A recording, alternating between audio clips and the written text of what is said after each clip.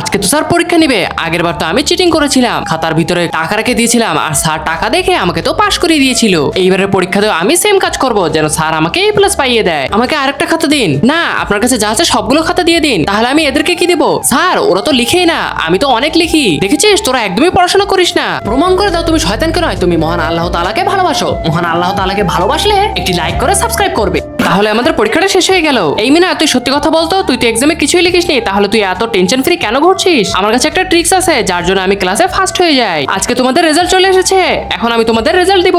তাহলে স্যার সবার প্রথমে আমার রেজাল্টটা দিন। বিয়াদব মেয়ে, তুমি তো ফেল করেছো। কি বলছেন স্যার? আমি কিভাবে ফেল করতে পারি? আমি তো খাতার ভিতরে 100 টাকা দিয়েছিলাম। এই নাও তোমার টাকা, তোমার ওই 100 টাকা আমার চাই না। স্যার আপনি তো আগে বলতে পারতেন, তাহলে আমি আপনাকে 1000 টাকা দিতাম। তাই নাকি? ঠিক আছে, সমস্যা নেই, তুমি আমাকে টাকা দাও, আমি তোমাকে আবার A+ পাইয়ে দিচ্ছি। তাহলে বাচ্চারা, আমাদের ক্লাসের মধ্যে ফার্স্ট হয়েছে আমাদের বিনা। স্যার আমি এসেছি। টাকা নিয়ে এসেছো? জি স্যার আমি এনেছি, এই নিন। আরে এটা কি দিল?